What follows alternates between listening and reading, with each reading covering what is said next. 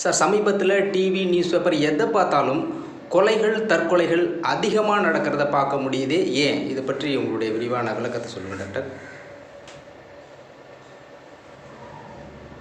இந்த பிரபஞ்சத்தில் நாம் யாரையும் கொலையும் செய்யக்கூடாது, யாரும் தற்கொலைகளும் செய்து கொள்ளக்கூடாது. கொலை செய்வதற்கும் நமக்கு உரிமை கிடையாது, தற்கொலை செய்து கொள்வதற்கும் நமக்கு உரிமை கிடையாது. இந்த பூமியில் ஏதோ ஒரு காரணத்துக்காக நம்ம பிறந்திருக்கோம். ஒரு பர்பஸ்க்காக இறைவன் நம்மளை படைச்சிருக்கார். அந்த பர்பஸை நம்ம அது கரெக்டாக ஃபுல்ஃபில் பண்ணிவிட்டு நம்ம போகணும். எந்த காரணத்தை கொண்டும் நாம் யாரையும் கொலை செய்யக்கூடாது.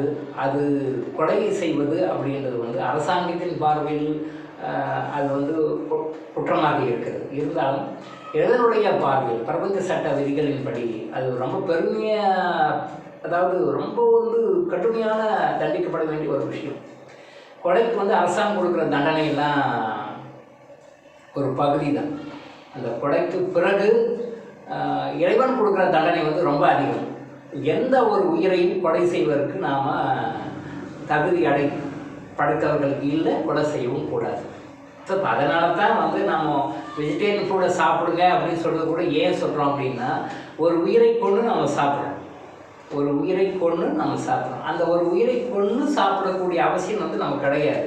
இயற்கையாக தாவர உணவுகள் இருக்குது. தாவர உணவுகளில் ஒரு மனிதன் வாழலாம். மனிதனுடைய உடல் அமைப்பு, ஜீரண மண்டல அமைப்பு தாவர உணவுகள் சாப்பிடுவதற்கு ஏற்ற மாதிரி தான் அமைஞ்சிருக்கு. ஸோ உயிர்களை உணவுக்காகவும் சரி, மற்ற எந்த ஒரு காரணத்துக்காகவும் சரி, எந்த உயிரையும் கொலை செய்வது தவறு. அதே மாதிரி தற்கொலை அப்படின்றது இப்போது அது due to tension, due to stress, due to various reasons இப்போ நிறைய வந்துட்டுருக்கோம், பேப்பரில் பார்த்துட்ருக்கோம். இந்த தற்கொலை அப்படின்றது எந்த ஒரு சூழ்நிலையை, எந்த ஒரு வாழ்க்கை பிரச்சனையை சமாளிக்க முடியாமல் அவங்க சூசைட் பண்ணிக்கிறாங்களோ, அதே மாதிரி பல மடங்கு, மெனி டைம்ஸ், மெனி ஃபோல்டு அவங்க இறந்த பிறகு அனுபவிப்பாங்க. அப்போது உயிரோடு இருக்கும் பொழுது அவங்க என்ன துன்பத்திற்காக, என்ன கஷ்டத்திற்காக ஒரு நாள் இருந்து அப்படியே வெளியில் வந்துடணும் அப்படின்றதுக்காக, ஒரு ரிலாக்ஸ் வேணுன்றதுக்காக சர்ப்ரை பண்ணிக்கிறாங்களோ, அதே மாதிரி குறைந்தபட்சம் 100 மடங்காவது அதை மனவேதனை, டென்ஷன் அவங்க இறந்த பிறகு அனுபவிப்பாங்க. இறந்த பிறகு ஒரு வாழ்க்கை இருக்குன்னு அவங்க தெரியாதனால அவங்க தப்பு செய்கிறாங்க. மனிதன் பிறக்கிறான், வாழ்கிறான், ஏதோ ஒரு காரணத்தால் இறந்துடுறான், சூசைட் பண்ணிக்கிறான், அப்போது அதோட வாழ்க்கை முடியுது அப்படின்னு அவங்க நினச்சிக்கிறாங்க. அறியாமை, இன்னரன்ஸ். அப்படி இல்லை. அதுக்கு பிறகு கடுமையான தண்டனைகளை அவங்க ஆவியலகத்தில், இந்த ஃபிசிக்கல் பாடி இல்லாமல் அஸ்ட்ரல் பாடியில், கண்ணுக்கு தெரியாத அந்த அஸ்ட்ரல் பாடியில் அவங்க பல வருடங்கள், நிறைய வருடங்கள், எனக்கு தெரிஞ்சு தற்கொலை பண்ணிக்கிட்டு 50 வருஷம் 60 வருஷம் கூட இன்னும் அடுத்த மறுபடிக்கு போக முடியாமல் ஆவிகளுக்கு இன்னைக்கு கஷ்டப்பட்டுருக்கிற ஆத்மாக்கள் நிறைய இருக்காங்க. அப்போது அவங்க அனுபவிக்கிற அந்த வேதனை, துயர் எப்படின்னா இதை விட பல மடங்கு அதிகமாகும். இதோட பல மடங்கு அதிகமாகும். அதனால் தயவு செய்து யாரையும் நீங்கள் கொலை செய்யாதீங்க, யாரையும் தற்கொலை செய்வதற்கு நீங்களும் தூண்டாதீங்க, தற்கொலை யாரும் செய்துக்காதீங்க. ஸோ இதை அதை எப்படி ஹேண்டில் பண்ணுறதுன்னு தெரிஞ்சுட்டு அது மாதிரி பண்ணணும். இப்போ ரீசெண்டாக ஒரு பேப்பரில் ஒரு நியூஸு, செல்போனில் கேம் விளையாடி தாய் கண்டித்ததால் 8ஆம் வகுப்பு மாணவர் மாடியிலிருந்து குதித்து தற்கொலை. நல்லா பார்த்துக்கோங்க. 8th படிக்கிற ஸ்டூடெண்ட்டு, அவனுக்கு வாழ்க்கையில் என்ன தெரியும்? அம்மா சொன்னாங்களா நீங்கள் மொபைல் ஃபோன் யூஸ் பண்ண வேண்டாம், மொபைல் ஃபோனை ரொம்ப அதிகமாக ஓவராக யூஸ் பண்ணுற, படிப்பில் கான்சென்ட்ரேட் பண்ணுன்னு சொல்கிறாங்க. இது அம்மா சொன்னது என்ன தப்பு? இந்த பையன் 8வது மாடியிலேருந்து கீழே குதிச்சு இறந்துட்டாங்க. ஓகே, இது ஒரு செய்தித்தாளில் ஒரு தகவல். இப்போ இதை மாதிரி உலகம் முழுசும் நடந்துட்டாரு. இப்போ நான் எடுத்து பேப்பரில் இது சொல்லியிருக்கேன், பட் உலகம் முழுசும் இந்த மாதிரி விஷயம் நடந்துட்டாரு. இது என்ன காரணம்? இது how to handle the situation? இப்போ என்ன சொல்லுவாங்க, நீங்கள் ஏமா பையனை கண்டிச்சேன்னு சொல்லிட்டு அவங்க சுற்றி ரிலேட்டிவ்ஸ் அவங்க அம்மா கிட்ட சொல்லியிருப்பாங்க. அவங்க அம்மா என்ன பண்ணுவாங்க, பையன் நல்லா படிக்கணும், படிக்கிற வயசில் மொபைல் ஃபோனில் இப்படி செலவு பண்ணிட்டுருக்கான டைமு அப்படின்றதுக்காக அவங்க சொன்னாங்க. இன்றைக்கி நிறைய ஃபேமிலிஸில் இந்த மொபைல் ஃபோன் அடிக்ஷனால் குடும்பத்தில் நிறைய பிரச்சனைகள் இருக்குது. Not only in India, throughout the world. அதே மாதிரி எல்லா ஸ்டேஜ் ஆஃப் ஃபேமிலிஸ்லையும், royal level, middle level, upper middle, higher level அப்படிலாம் இல்லாமல் எல்லா ஃபேமிலி லெவல்ஸ்லையுமே த்ரூஅவுட் வேர்ல்டு இந்த மொபைல் அடிக்ஷன் வந்து ஒரு பெரிய பிரச்சனையாக போயிட்டுருக்கு. இது உலகளாவிய ஒரு பிரச்சனையாக போயிட்டுருக்கு. இந்த மொபைல் அடிக்ஷன் வந்து தான் இந்த மாதிரி கொலைகளுக்கு, தற்கொலைகளுக்கு மிக முக்கியமான காரணமாக இன்றைக்கி இருக்குது. ஏன்னா இதெல்லாம் வந்து வாழ்க்கையை எப்படி ஹேண்டில் பண்ணணும்னு சொல்லி கொடுக்கல. ஒரு ஷார்ட் டெம்பராக இன்றைக்கி இருக்கிற கல்வி முறையும் சரி, இன்றைக்கி இருக்கிற சமுதாய சூழ்நிலைகளும் சரி, ஒரு மனிதன் எப்படி வாழ்வதற்கு என்ன சொல்லணுமோ அதை சரியாக சொல்லுது. That's it, they are going for suicide, they are doing murders.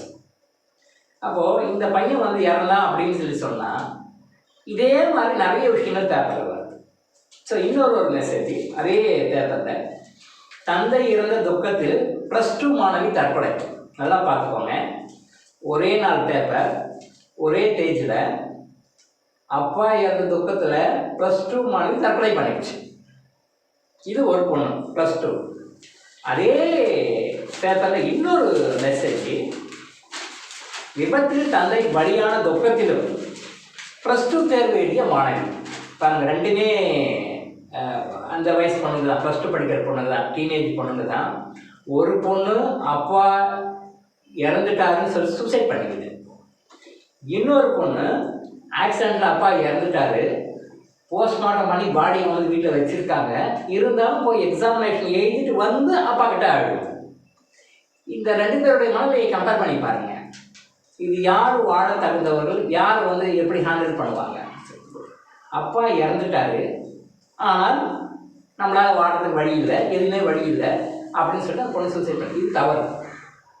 இதே பொண்ணு பாருங்கள், அப்பா ஆக்சிடெண்ட்டில் இறந்துட்டாரு, வேற பொண்ணு +2 தேர்வு எழுதிய மாணவி, போஸ்ட்மார்ட்டம் பண்ணி பாடி வந்து வீட்டில் வச்சுருக்காங்க, எக்ஸாம் அன்னைக்கு இருக்குது, பப்ளிக் எக்ஸாம் இருக்குது, போயிட்டு எக்ஸாமினேஷன் எழுதிட்டு வந்து அப்பா கிட்ட அழுது. ஸோ இந்த மனநிலை தான் இருக்கணும். நடந்து போச்சு, பியாண்ட் அவர் கண்ட்ரோல், ஏதோ நடந்து போச்சு, ஓகே, அப்பா இறந்த துக்கம்தான், அது தவிர்க்க முடியாது தான், அது வந்து நம்ம நியாயப்படுத்த முடியாது, அது ஏற்றுக்க வேண்டியது தான். பட் இருந்தாலும் வாட் நெக்ஸ்ட்டு, அந்த வாட் நெக்ஸ்ட்டுன்றது வந்து நிறைய இன்றைக்கி இருக்கிற யங் ஜெனரேஷனுக்கு இல்லை. வாட் நெக்ஸ்ட், என்ன பண்ணணும்னு தெரியல, என்ன பண்ணணும்னு தெரிஞ்சுக்கிற அளவுக்கு சொசைட்டியும் அவங்கள வந்து கற்பிக்கலை. ஆனால் என்ன பண்ணாங்க, வாட் நெக்ஸ்ட் தெரியல. இது வாட் நெக்ஸ்ட் தெரிஞ்சுது, அப்பா இறந்துட்டார், போயிட்டு எக்ஸாமினேஷன் எழுதிட்டு வந்துருக்கு. ஸோ இந்த மனநிலை தான் எல்லாருக்கும் வரணும், இந்த மனநிலை தான் எல்லாருக்கும் வரணும். மோரோவர், இந்த பாப்பா வந்து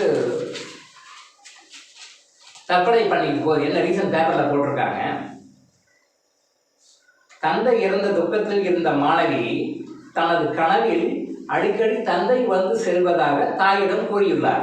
நல்லா நோட் பண்ணுங்க, இது பின்னாடி பெரிய விஷயங்கள் இருக்குது. பேப்பரில் ஒரு நியூஸ் போடுறோம்னா நம்ம படிக்கிறோம், ஜஸ்ட் அப்படி டிக் போட்டு போயிடலாம், அப்படியே இல்லை, இது பின்னாடி என்ன விஷயம் இருக்குன்னு சொல்ல வரேங்க.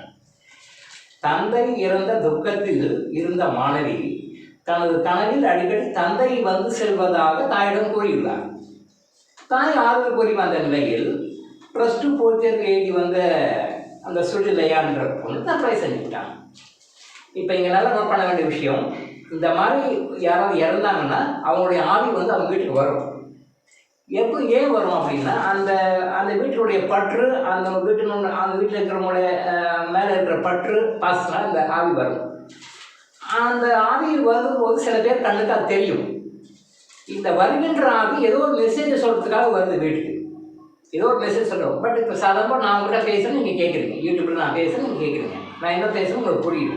அதே மாதிரி அவங்க ஒரு ஃப்ரீக்வன்சிலேருந்து வருவாங்க, இது பார்க்கும், இந்த பொண்ணு பார்க்கும், அப்பா வரும் பேசும், அவர் ஏதோ சொல்ல வராது, அவர் என்ன சொல்ல வராது இந்த பாப்பாவுக்கு தெரியாது, இது என்ன சொல்கிறதுன்னு அவருக்கு புரியாது.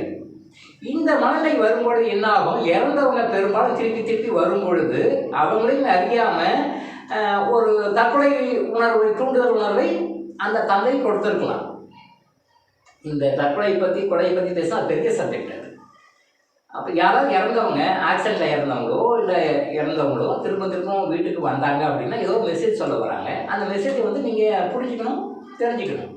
அப்படி தெரியல அப்படின்னும்போது இவங்க வீக்காக இருந்தாங்கன்னா இறந்த ஆத்மா இருக்கு இல்லையா, அந்த ஆத்மா இந்த புவி மேலே அவங்க குடும்பத்து மேலே இருக்கிற இந்த ஈர்ப்பு, அந்த உலகில் பற்று இருக்கிறதுனால சில விஷயங்கள் சொல்றதுக்காக வருவாங்க.